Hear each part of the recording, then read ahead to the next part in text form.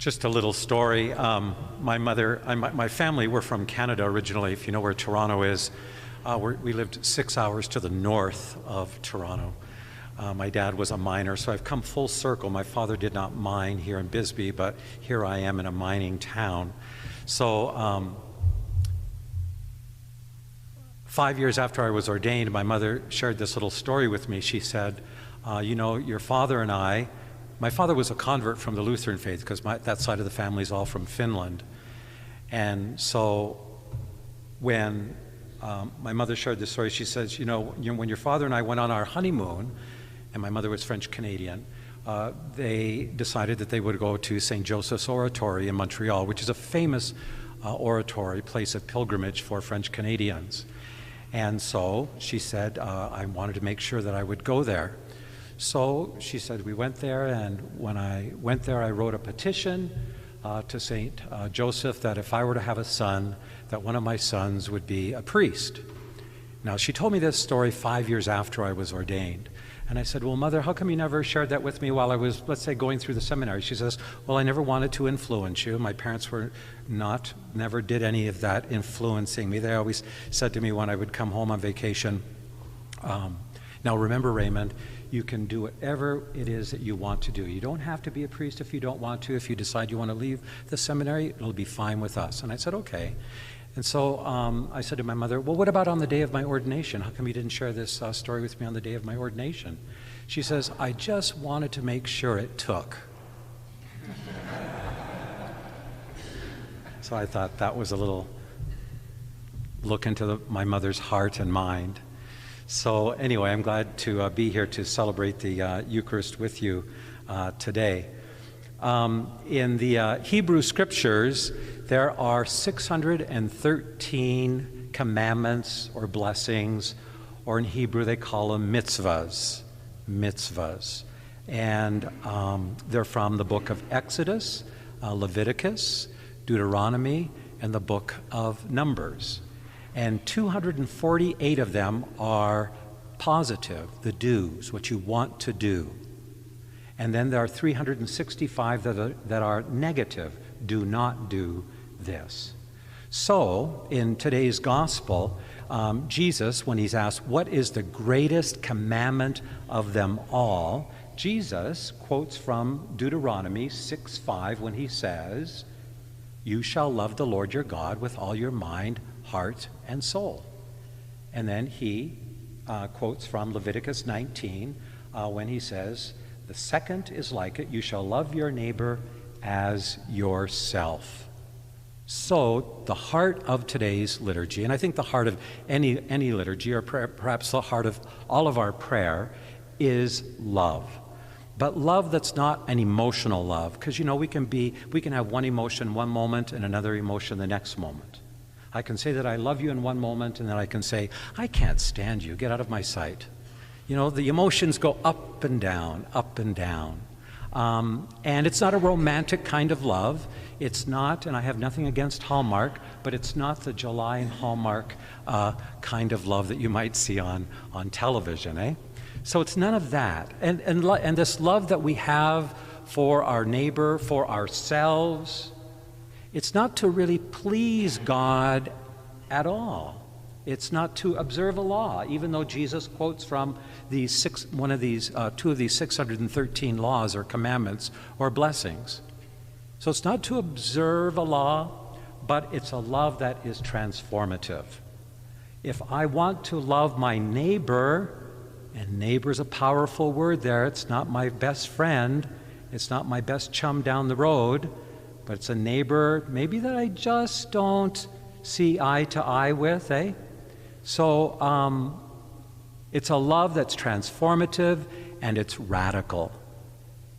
It's quite radical. Radical meaning to go to the very root of what love means. And that's very difficult to do. That's very difficult to do. Sometimes it's very difficult even to love ourselves. We might say, gosh, I don't know. I don't think I'm the best person in the world. Well, you don't have to be the best person in the world. But sometimes it's hard to love ourselves, and sometimes it's hard, especially, to love our neighbor. So when I choose to love my neighbor, regardless of ethnicity, regardless of religion, regardless of socioeconomic status, color of skin, whatever it is, then I believe, I have stumbled into the very presence of God. Remember, neighbor isn't about my best friend. Neighbor is about the person that I'm called to love, that I'm commanded to love. So think of those people maybe you've never met, you've seen them on television, and you just can't stand them. You know, for whatever reason it is. But I am called, I am commanded to love my neighbor, and when I do that, I have stumbled into the presence of God. In that first reading today, the Lord says, "You shall not molest or oppress an alien, for you were once aliens yourselves in the land of Egypt." The undocumented.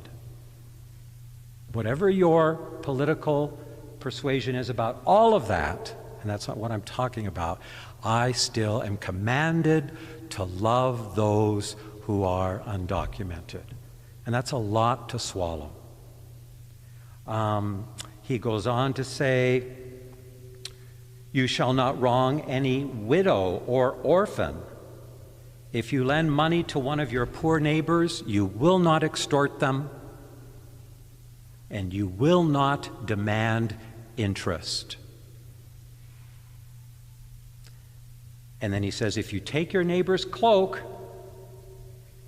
as a pledge, you must return it to him or her at nighttime, because it's the only piece of garment they have to keep warm. So all of those speak to where are we, they ask us the question, where are we in terms of loving our neighbor as ourselves? And am I able to love so that I am transformed in a radical way?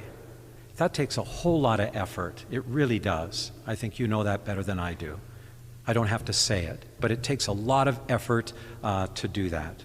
So really to believe, to have faith, it doesn't, all of this, to love, it doesn't guarantee any kind of certainty, but the courage to love is to live with uncertainty. I don't know where this road of loving is going to take me. I don't know where it's going to take me as I love those that I cannot stand, that I've been told not to love. There is a famous person, she was Dutch. She lived in the Netherlands during World War II. Her name was Etty, E-T-T-Y, Etty Hillesum. And this little story comes from a book by Rabbi Jonathan Sachs called To Heal a Fractured World. He says in 1942, a young Jewish woman from the Netherlands, Etty Hillesum, voluntarily went to the concentration camp at Westerbork. Westerbork was in the north of Holland, and it was a transit station. If you got sent there as a Jew, eventually you moved on to Auschwitz, where you would die. And you could be there for a year or two before they sent you onward. And she went there to help the sick and the dying, voluntarily. She could have gone into hiding, but she decided, no, I'm going to go to Westerbork, and that's where I'm going to help those whom I'm able to help. She must have known that such courage would cost her life. It did. A year later, in 1943, she was sent to the gas chambers of Auschwitz. In the midst of that dark night, she wrote in her diary, we have her diaries, "I will go to any place on this earth where God sends me. And I am ready in every situation and until I die to bear witness that it is not God's fault that everything in the world has turned out this way, but our fault. Only this thing becomes more and more clear to me, that you, O God, cannot help us, but that we must help you, and in so doing we ultimately help and love ourselves. That is the only thing that matters, to save in us, O God, a small fraction of yourself. To save within ourselves a small fraction of yourself. And with almost every heartbeat, it becomes clearer to me that you, O God, cannot help us, but that we must help you and defend up to the last your dwelling within us. Now, this is from a young woman who decided, as I said, she would go to Westerbork and tend to the needs of the sick and die. And then she herself was sent on to Auschwitz. Now, perhaps I don't have to endure that. I don't know. The world could turn on a dime, eh? It could turn on a dime. I'm not sure. But I am called to the best of my ability. I don't have to do it perfectly, because none of us needs to live a perfect life. We need to love our neighbor, as ourselves. So remember, we are at home in the world only to the extent, remember, that we make our world a home for God. We only need to look at our world and know there is really much work to do. And I think by doing so, we restore God's unshakable faith in us. That's a profound thing when you think about it. And for me, that is very difficult to do because of my own humanity, and I'm sure it's difficult for you to do because of your own humanity. So, in closing, as a priest in the Diocese of Phoenix, I was for many years at the parish close to the capital called St. Matthew's, and I would say that probably 75% of the people, the congregants, were undocumented. Most of them were from Mexico. And there was a time in the Phoenix history and that Sheriff Joe Arpaio was in charge of looking to the needs of the people of Maricopa, and also to be able to deal with the issue of the undocumented. But he did it in such a way that it scared many undocumented people, even in my parish, to not want to come to Mass because of the patrols that were sent out into the neighborhoods. So one Sunday, our parish, once a year, went to a very wealthy parish in Fountain Hills. The principal, myself, and a teacher would go and preach on the school.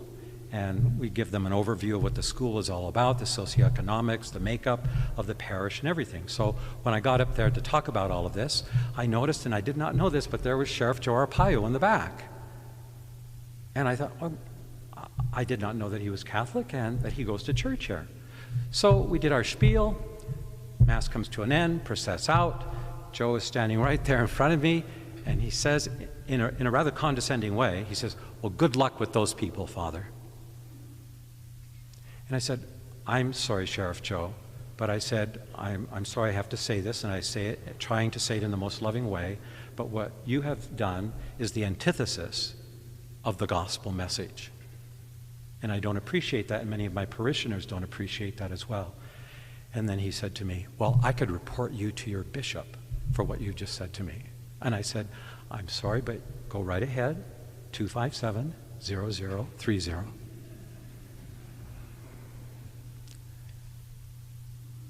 That was a story that struck me and will stay with me for many, many years, and I did not appreciate that. But I think we all need to, in some way or another, practice love. We can contemplate, we can pray, we can do all of those kinds of things to the best of our ability, and that's where it all begins, eh?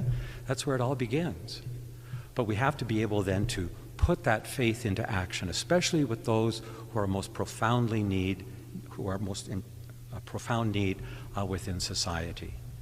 So let's remember that today, and always to begin loving ourselves, because if we don't love ourselves, can't love anybody else, eh? You just can't do it. Let us love ourselves and love our neighbor, and do that with our God, most especially with our mind, heart, and soul.